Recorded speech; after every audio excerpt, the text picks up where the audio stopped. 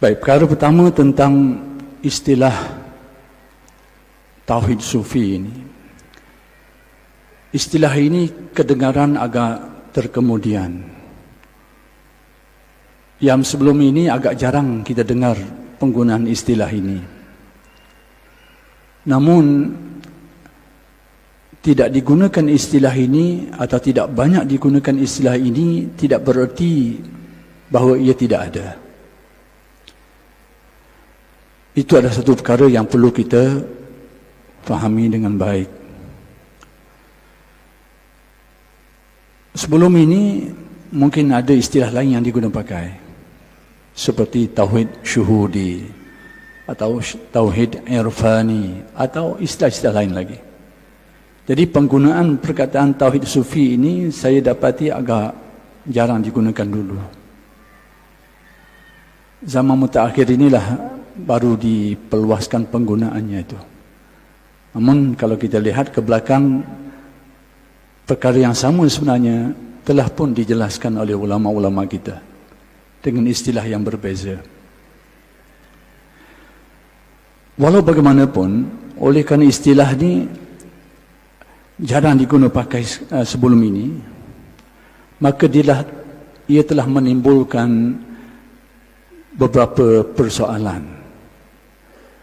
terutamanya dari kalangan orang-orang yang tidak berkecimpung di dalam ilmu tasawuf.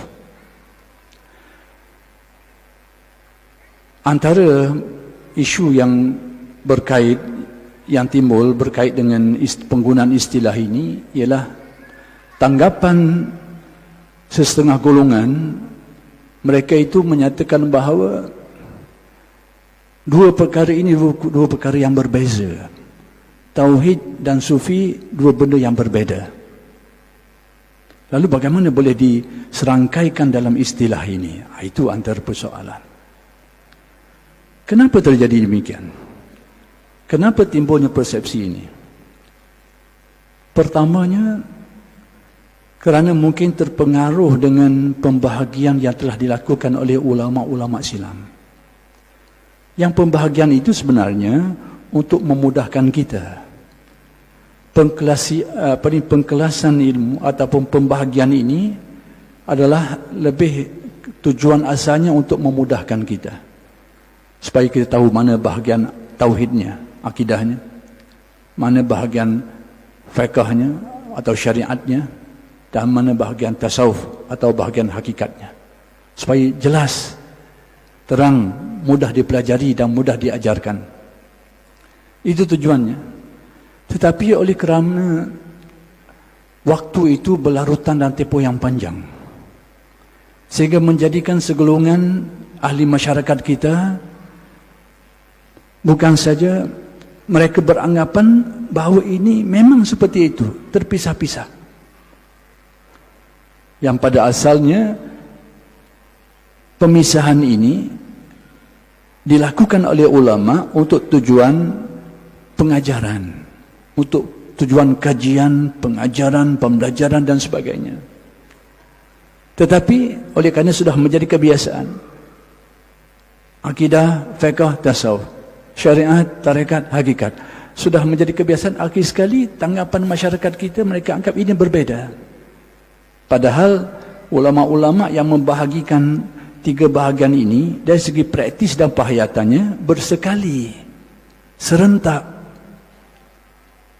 Pembahagian itu hanya pada mendisiplinkan ilmunya saja, pada dari aspek keilmuannya saja. Tapi dari segi penghayatan dan pelaksanaannya, perkara ini berlaku secara serentak.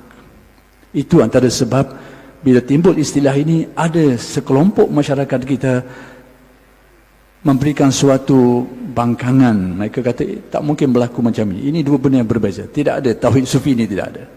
Seperti itu tanggapannya. Yang kedua, berkemungkinan daripada Sufi itu dilihat dari persepsi yang bersifat lahiriah semata-mata.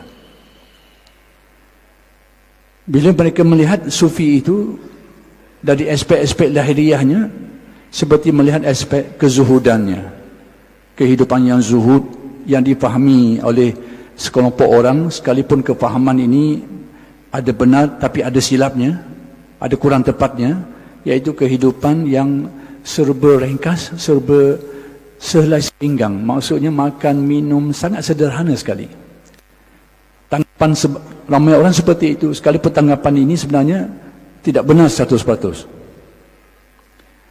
Kemudian di tanggapan yang lain tentang sufi ini dari aspek ibadahnya, orang yang banyak ibadahnya dan sebagainya. Jadi bila sufi itu dilihat dari sudut itu, dari aspek kezuhudannya, ibadahnya dan sebagainya, maka agak sukar untuk dikaitkan dengan tauhidnya. Agak sukar untuk dikait. Bandingannya seperti seseorang yang melihat kepada satu pohon, satu pokok, yang hanya melihat dari aspek buahnya. Seperti itulah sebahagian dengan kita melihat tasawuf, melihat aspek buahnya. Mereka tidak melihat aspek batangnya, pohonnya, apatah lagi akar dan tunjangnya, lebih-lebih lagi. Maka sebab itu bila timbul istilah tauhid sufi, mereka dilihat asing. Bagaimana dua ini boleh berpadu?